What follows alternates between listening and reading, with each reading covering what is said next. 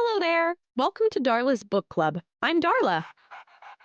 This is a club for everyone and anyone ready to discuss books, and more books. I love books, and I'm sure you do too. Traveling to unknown lands, delving into our history, admiring poetry and language. Oh, but I'm getting carried away. Sometimes the stories around how books are created are even more fascinating than the fictional tales themselves. And sometimes we're curious to learn about a book, whether we've read it or not. So with that, let's get to today's Darla's Book Club discussion. Today, we are going to talk about romance novels.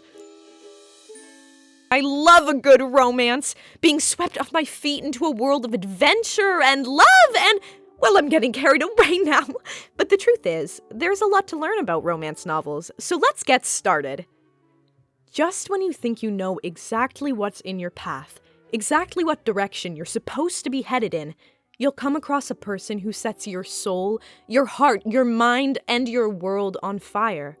Most of the time, you'll never see this person coming, but once they cross your line of sight, they will be nearly impossible for you to get out of your head. You'll live and breathe to see them smile. Long for them to share just one more look into your eyes before you have to part, and then you'll be counting the seconds until you're together again in each other's arms. These moments can be scary and even confusing. You probably won't be ready for them, but they can also be some of the greatest ones you'll ever be lucky enough to experience. Sometimes finding this kind of love can be a lot simpler. Some of the greatest love stories ever told are just that, stories. True romance can be a literary journey all its own. All the world loves a good love story. Novels of this type of genre fiction place their primary focus on the relationship of romantic love between two or sometimes more people, and they must have an emotionally satisfying and optimistic ending. When it comes to a romance novel, there are many different subgenres one can delve into, including fantasy, historical romance, paranormal fiction, and science fiction, and they're usually consumed and thoroughly devoured primarily by women. Did you know that the very term romance is also applied to a type of novel defined by Scottish historical novelist, poet, playwright, and historian Walter Scott as a fictitious narrative in prose or verse, the interest of which turns upon marvelous and uncommon incidents? A thriving genre of works conventionally referred to as romance novels existed in ancient Greece, but there are plenty of other precursors that can be found in the literary fiction of the 18th and 19th centuries, including Samuel Richardson's sentimental novel Pamela, or the 1740s Virtue Rewarded and the novels of Jane Austen. Austen inspired Georgette Heyer, the British author of historical romance set around the time Austen lived, as well as detective fiction. Heyer's first romance novel, 1921's The Black Moth, was actually set in 1751. The British company Mills & Boon began releasing escapist fiction for women back in the 1930s. Their books were sold in North America by Harlequin Enterprises Ltd., which began direct marketing to readers and allowing mass-market merchandisers to carry the books. According to the Romance Writers of America, also known as the RWA, the main plot of a mass-market romance novel has to revolve around the two main characters as they develop romantic love for each other and work to build a relationship. Both the conflict and the climax of the novel have to be directly related to that core theme of developing a romantic relationship, but that's certainly not all. The novel can also contain subplots that do not specifically relate to the main character's romantic love. Others, including President of Berkeley Books Leslie Geldman, define the genre more simply, by stating only that a romance must make the romantic relationship between the hero and the heroine the core of the book. I love books. I could read all day. But learning the facts surrounding them is even more fascinating. Let's continue. From a general standpoint, romance novels reward characters who are good people, while penalizing those who are evil. A couple who fights for and believes in their relationship will likely be rewarded with what is believed to be unconditional love. Best-selling author Nora Roberts sums up the genre, saying, "The books are about the celebration of falling in love and emotion and commitment and all of those things we really want. Women's fiction, which is at times referred to as chick lit, is not directly a subcategory of the romance novel genre, because in women's fiction the heroine's relationship with her family or friends may be as important as her relationship with the hero. Some romance authors and readers subscribe to the opinion that the genre has additional restrictions from plot considerations, such as the protagonists meeting early on in the story, to avoiding themes such as adultery. Other arguments have centered on the firm requirement for a happy ending. Some readers admit stories without a happy ending, like Romeo and Juliet, are just as romantic as those with the fabled storybook ending. While the majority of romance novels strive to meet the stricter criteria, there are also many books widely considered to be romance novels that deviate pretty far from these rules. Therefore, the general definition, as embraced by the RWA and publishers, includes only the focus on a developing romantic relationship and an optimistic ending. At the end of the day, it has been suggested that escapism is important.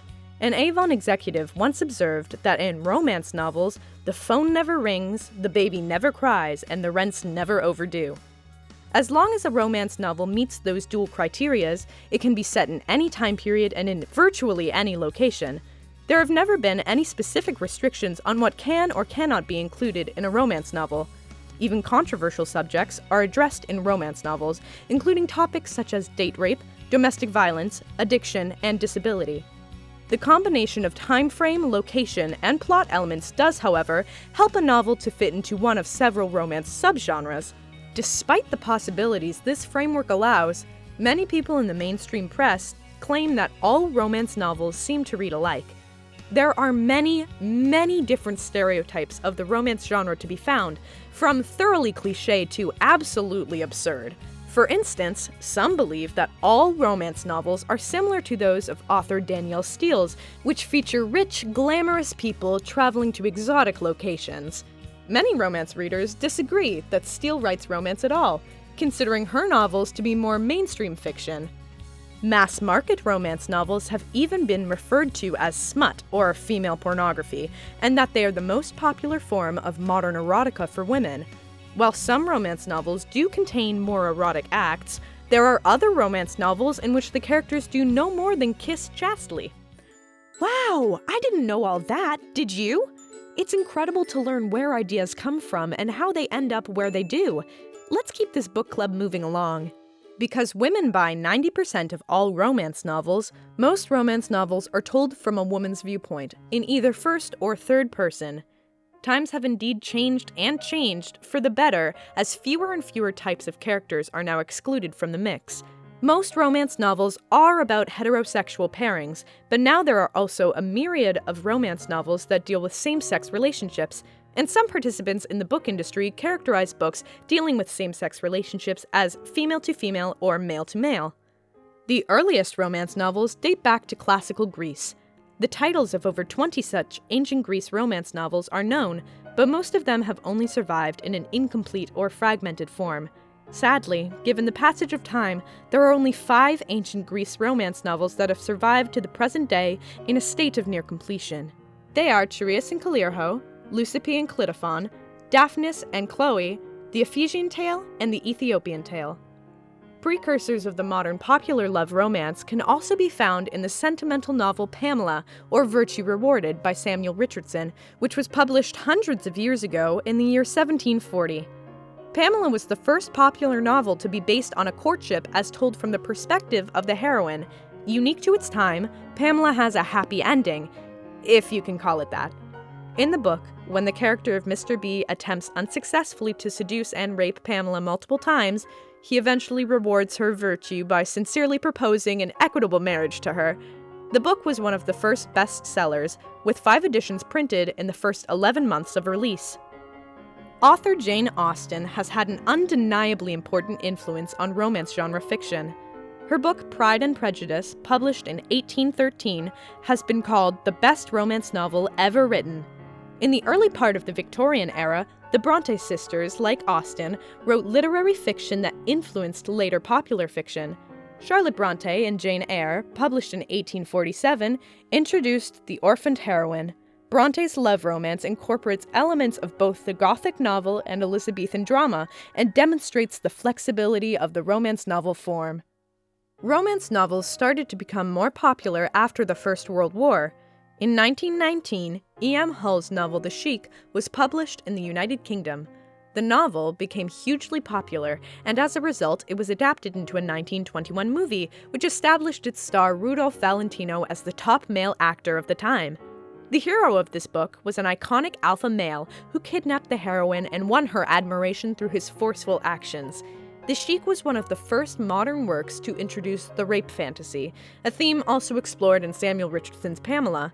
Even though women were gaining more independence in real life, for whatever reason, publishers during this time believed that readers would only accept premarital sex in the context of rape.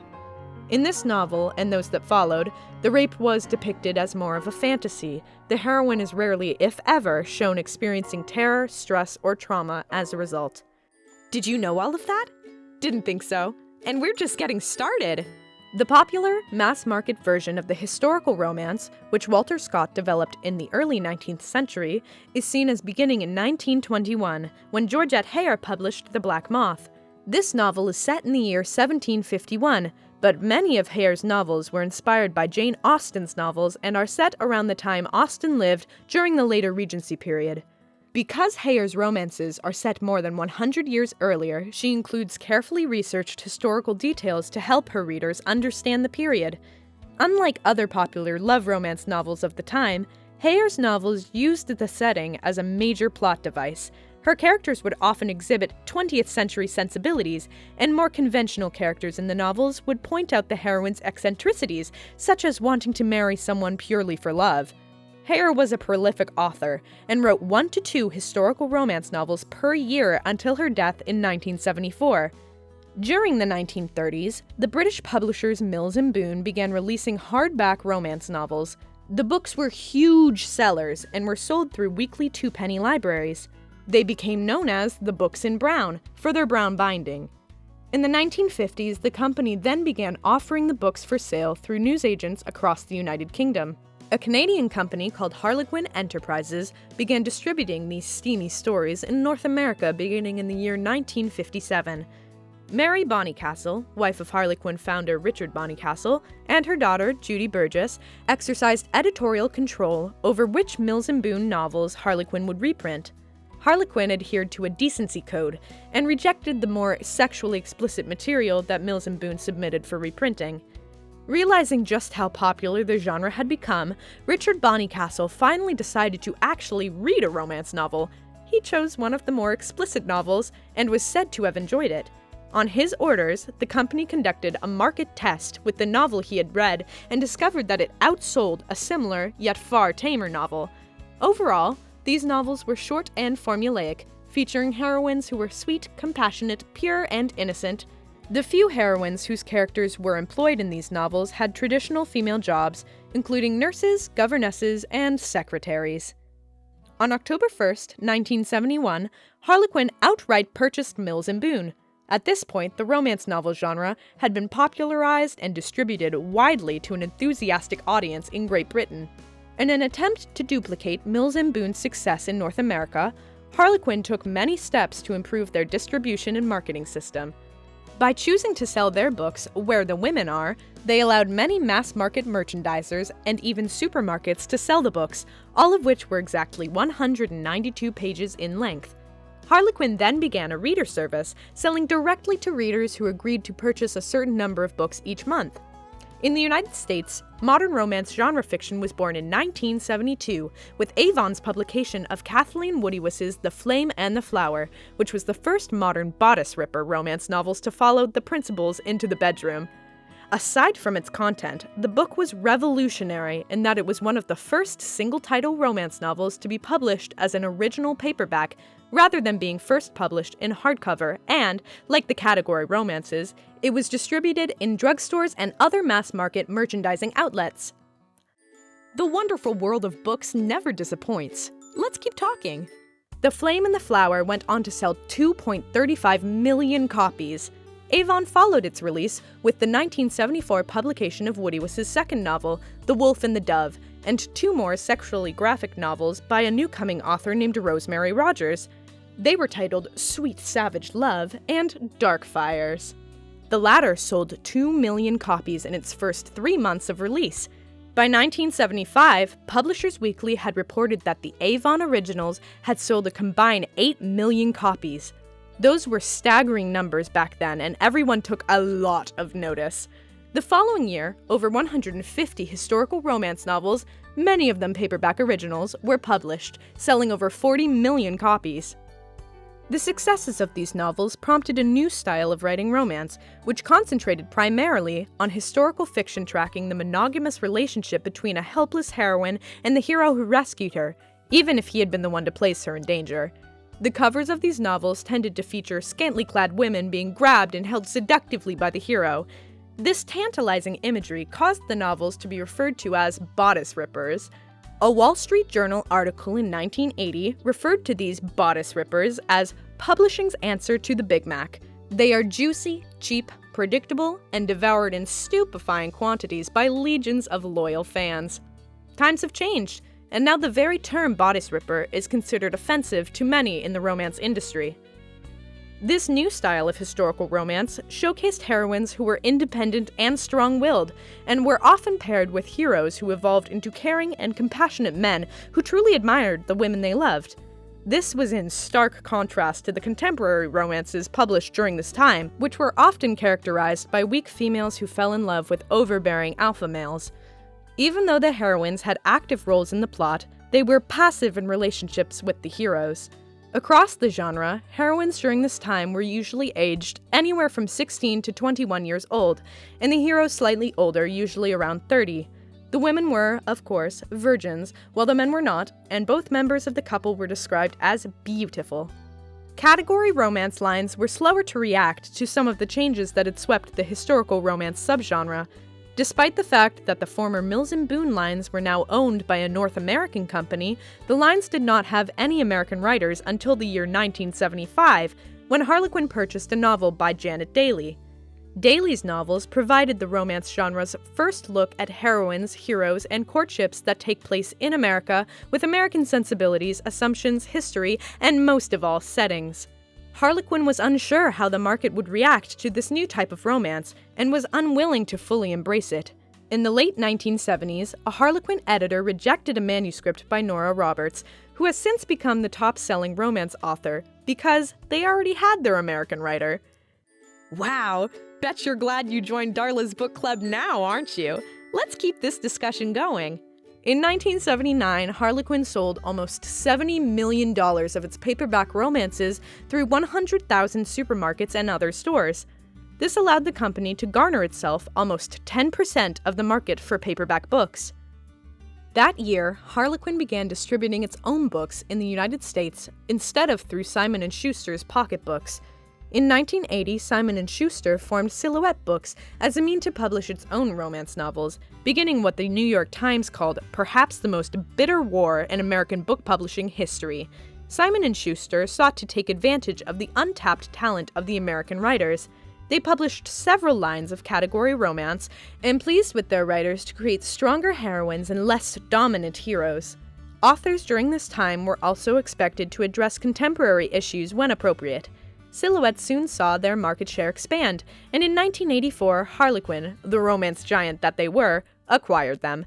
Thankfully, despite the acquisition, Silhouette continued to retain editorial control and to publish various lines under their own imprint. Harlequin did take a few missteps along the way. They failed to adapt quickly to signs that readers appreciated novels with more explicit sex scenes. In 1980, several publishers entered the category romance market to fill that gap. That year, Dell launched their Candlelight Ecstasy line with Ami Lauren's The Tawny Gold Man, and that was the first line to waive the requirement that heroines be virgins. By the end of 1983, sales for the Candlelight Ecstasy line totaled around $30 million. Silhouette also launched similar lines, like Desire, which was sexually explicit, and Special Edition, which were home to sexually explicit and longer stories, up to 250 pages. Each of these lines enjoyed a 90 to 100% sellout rate each month. A 1982 survey of romance readers confirmed suspicions that the new, hotter styles of writing were attracting new readers to the genre in droves. 35% of the readers surveyed had begun reading romances after 1977. An additional 31% of those surveyed had been readers for anywhere between 6 and 10 years. This meant that they had become interested in the genre after 1972, when Woody Wiss's revolutionary novel was published. It also meant that 2/3 of those surveyed joined the genre after it had begun to change. The number of category romance lines increased at a fast and furious pace. In 1985, there were 16 separate lines producing a total of around 80 novels per month. The sudden increase in category romance lines meant a new, equally sudden increase in demand for writers who could tackle this exciting new style of romance novel. Excess doesn't always add up to success. In 1984, the market was saturated in category lines, and readers had begun to complain of redundancy in plots. The following year, the dampening effect of the high level of redundancy associated with series romances was evident in the decreased number of titles being read per month. Harlequin's return rate, which had been less than 25% in 1978 when it was the main provider of category romance, swelled to about 60%. Truly scary numbers for both the company and the industry itself. Further change was on its way, and as a result, the genre continued to expand in the mid to late 1980s, as publishers realized that the more popular authors were often those who stretched the boundaries of the genre. People, as they always do, wanted something new. This resulted in a 1984 novel by Lavero Spencer, featuring an overweight, middle-aged hero who had to make drastic changes to his lifestyle to win the heroine, followed by a 1987 daily novel involving an ugly hero and a heroine who was searching for her birth mother. Jane Ann Krentz's 1986 novel, Sweet Starfire, became the first futuristic romance, combining elements of traditional romance novels with science fiction. The relationships themselves had to also be modernized. In the mid to late 1980s, contemporary romances began to feature women in more male-dominated job roles, like offshore oil rig workers and workers in the space program. The age range of heroines also began to expand, so that books began to feature women who had already reached 30 and sometimes even 40. Heroes also changed, with some authors veering towards a more sensitive man. By the 1990s, it was extremely rare to see a book featuring a man raping his future wife. Despite the broadening of some aspects of the plot, other taboos remained in place, and publishers discouraged authors from writing about controversial subjects such as terrorism, warfare, and masculine sports. Aren't book clubs the best? I love spending time talking about them, when I'm not reading, of course. Now our discussion continues. Here we go! Romance novels got funnier along the way and began to contain more humor beginning in the 1990s, as Julie Garwood began introducing a great deal of comedy into her historical romances. The romance novel began to expand in plenty of other ways as well. In 1989, author Jude Deveraux became the first romance novel author to transition from writing original mass romance paperbacks to being published in hardcover. Her novel, A Knight in Shining Armor, became a natural bestseller. Several other authors found success writing single-title romances set in contemporary times, and publishing houses began to encourage and applaud the growth in the genre. Because these new novels were set in modern times, they could include more of the elements that the modern women of our time could relate to. They soon began to touch on themes such as single parenthood, adoption, and abuse. That's a good point, don't you think? It's like they say, you can't judge a book by its cover. This story keeps getting better and better. Throughout the years, the romance genre has been popularly ridiculed and critically ignored. The stigma attached to the romance genre continues to be strong, with even some of its most dedicated readers finding themselves too embarrassed to admit to buying or even reading the books. Over the years, the romance genre has generated significant derision, skepticism, and criticism. Some critics point to a lack of suspense, as it is obvious that the hero and the heroine will eventually resolve their issues, and wonder whether it is beneficial for women to be whiling away so many hours reading impossibly glamorized love stories. According to fiction author Melissa Pritchard, a romance novel perpetuates something slightly dangerous, that there's this notion that there's this perfect love out there, and it can distract you from the work of loving yourself. Romance novelists attribute this stigma to the fact that romance is the only genre written almost exclusively by women for women. Romance novelist Jennifer Cruz counters that in the modern romance novel, a woman is rewarded with unconditional love only if she remains true to herself. While novelist Suzanne Elizabeth Phillips believes that romance novels are popular because the heroine always wins, sometimes overcoming great odds so that she is no longer a victim. Romance novels are typically divided into two subsets: category romances, also known as series romances, and single-title romances. Many authors write only within one of the formats, but others, including Jennifer Cruz and Jane Ann Krentz, have achieved success in both formats. Category romances are short and are usually no more than 200 pages in length. These books are published in clearly delineated lines, with a certain number of books published in each line every month. In most cases, the books are numbered sequentially within the line. These novels have had widespread distribution, and some have gone on to be released worldwide. Writers for the largest publisher of category romance, Harlequin, Mills & Boon, can find their novels translated into 26 languages, and as a result, they have been sold in over 100 international markets. I am just a lover of words, aren't you? I think they call it a logo file, but this isn't all about me. Let's learn some more. As a means to write a successful novel of this length, the author must pare the story down to its essentials. Subplots and minor characters are eliminated or relegated to the backstory. Category romance lines each have a distinct identity, which may involve similar settings, characters, time periods, levels of sensuality, or types of conflict. Publishers of category romances have implemented guidelines for each line, specifying the elements necessary for a novel to be included in each line. Depending on current market and perceived reader preferences, publishers frequently begin new lines or end existing ones. Most recently, erotic and Christian lines have been introduced, while traditional Regency romance lines have been discontinued. Single-title novels are romance novels that are not published as part of a publisher's category.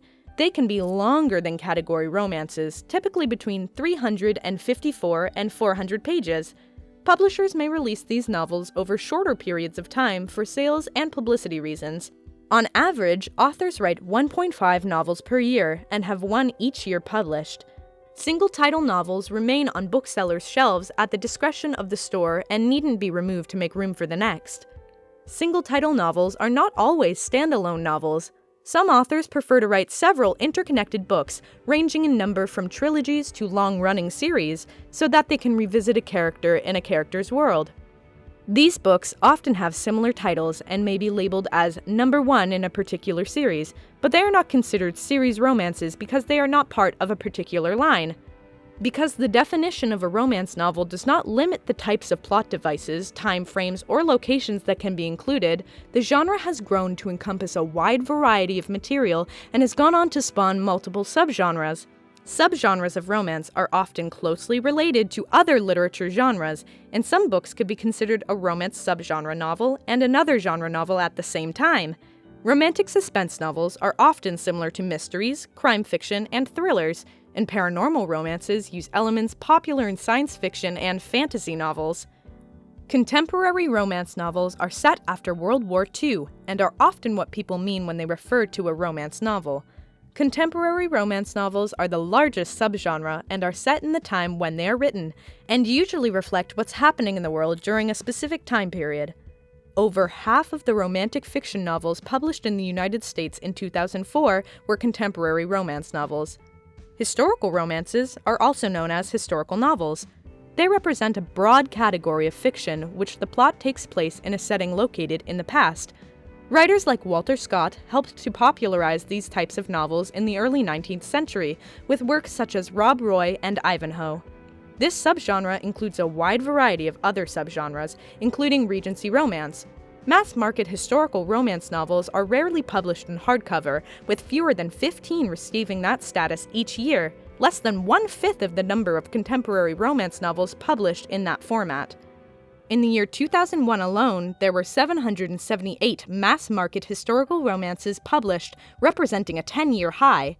These numbers have since declined over the last several years. That certainly does put things into context, doesn't it? Let's keep these words flowing and continue with the discussion. Romantic suspense novels bring a healthy dosage of intrigue or mystery for the protagonists to solve. In them, it's the heroine who is typically the victim of a crime or attempted crime and works with a hero who tends to be in a field where he would serve as a protector, such as a police officer, FBI agent, bodyguard, or Navy SEAL. Like all romances, romantic suspense novels must place the development of a relationship between the protagonists at the heart of the story. The relationship must impact each decision they make and increase the tension of the suspense as it propels the story. In turn, the events of suspense must also directly affect the relationship and move the story forward. Sometimes romance novels can even be otherworldly. Paranormal romance blends the real with the fantastical. In them, we see alternate versions of our own world in an urban fantasy involving vampires, demons, and/or werewolves. Or they may be more normal manifestations of the paranormal, such as humans who possess psychic abilities, witches, or ghosts. Time travel, futuristic, and extraterrestrial romances also fall beneath the paranormal umbrella. Between the years 2002 and 2004, the number of paranormal romances published in the United States doubled to 170 per year. A popular title in this subgenre can sell over 500,000 copies alone. Science fiction-based romance novels blend romance with fantasy or science fiction, and they often overlap the paranormal subgenre. While exploring their alternate worlds, they also offer a fully developed romance. The sensuality level in these novels varies from chaste to very sexy. The first futuristic romance to be marketed by a mainstream romance publisher, Jane Ann Krentz's Sweet Starfire, was published in 1986 and was heralded as a classic road trip romance that just happened to be set in a separate galaxy. This genre has become more popular since 2000. Fantasy romance, also known as romantic fantasy, is a subgenre of fantasy fiction, which describes a fantasy story using many of the elements found within the romance genre. Romantic fantasy has been published by both fantasy and romance lines, with some publishers distinguishing between fantasy romance being a more contemporary fantasy novel with romantic elements, and romantic fantasy with more emphasis on the romance elements of the story. Nothing like curling up in bed with a good book, don't you think? Just warms my heart and jumpstarts my mind. Let's keep discussing this. Time travel romances are versions of the classic fish-out-of-water stories. In most of these tales, the heroine is from the present day and travels into the past to meet the hero. In a smaller subset of these novels, the hero who lives forward to his future to meet the heroine. A successful time travel romance must have the characters react logically to their experience and should investigate some of the differences, both physical and mental, between the world the character normally inhabits and the one where they landed. Inspirational romance novels combine explicitly Christian themes with the development of a romantic relationship. In the year 2004, there were 167 novels published in the inspirational romance subgenre. These novels rarely include gratuitous violence or swearing, and the central courtship is chaste. Sex, if present at all, occurs after marriage and is not explicitly detailed. Multicultural romance novels will typically feature a hero and/or heroine who is African American, although some multicultural lines also include Asian or Hispanic heroes or heroines or interracial relationships. The first line of multicultural romance novels, Arabesque, was launched by Kensington Books in 1994. Black Entertainment Television, or BET Books, published the line in 1998, and the number of new authors that they publish has continued to expand each year. BET has also developed some of the Arabesque novels into made-for-television movies. Isn't that incredible? There's so much to talk about, and we still got more to discuss. Can I stop for a moment and just say, I love books! Okay, I'm sorry, let's continue. Back in the year 1999, Kensington Publishing launched the first line of Latino romance novels known as Encanto. The Encanto novels were originally published in two ways, a bilingual Spanish-English version and a Spanish-only version. Two novels were published every month until late 2001 when the line went into hiatus. Erotic romance novels are a blend of romance and erotica. Erotic novels are characterized by strong sexual content, but can contain elements of any other romance subgenres. Erotic romance novels have a tendency to use more frank language, avoiding many of the euphemisms used in books with milder content. These novels also include more sex scenes, often focusing more on the sex act rather than being a more traditional love scene. Despite a greater emphasis on the sex scenes, however, erotic romance is distinguishable from traditional pornography. Pornography concentrates on the sex acts, but erotic novels include well-developed characters and a plot that could exist without the sex acts. Chick lit, or chick literature, is named after the readership. It attracts women who are in their 20s and 30s, and it is said to be inspired by the 1996 novel Bridget Jones' Diary. Some of the dominant themes of chick lit are a single woman's journey through career, high-powered work environment, personal life, relationships, motherhood, parenting, etc. The romance fiction market is stronger than ever. It's been said that it has been impervious to the overall economic recession, with faithful readers spending up to $40 a month on romance novels in 1982 alone. During that year, paperback romances totaled $300 million in sales, and the total audience was estimated at 20 million readers. A survey of 600 regular romance readers the same year found that they mirrored the general population in age, education, and marital and socioeconomic status. As of 1982, at least 25% of all paperbacks were romance novels. By 1991, they comprised 46% of all mass-market paperbacks sold in the US. This expansion was due in part to voracious readers, with over half of Harlequin's customers purchasing 30 novels per month. 2000s, romance had become the most popular genre in modern literature. In 2008, romantic fiction generated $1.37 billion in sales, with 7,311 romance novels published and making up 13.5% of the consumer book market. According to a Romance Writers of America study, over 74 million people claimed to have read at least one romance novel during 2008. The study reported that 9.5% of romance readers identified themselves as male, and that romance readers were more likely to be married or living with a partner. According to the RWA, 84% of romance buyers were women and 16% were men. Of the entire American population, 24.6% read at least one romance novel in 2008. Around 74.8 million people have read an English-language romance novel in 2008. Publishing giant Harlequin sells more than 4 books per second, half of them internationally. Author Heather Graham maintains that the reason behind these incredible international numbers is that emotions translate easily. In the United Kingdom alone, over 20% of all fiction books sold each year are romance novels. Even though romance novels are translated into over 90 languages, most authors of women's fiction are from Great Britain or North America. In France, where over 12 million romance novels are sold each year, all are translations, as are almost all Harlequin novels in Italy.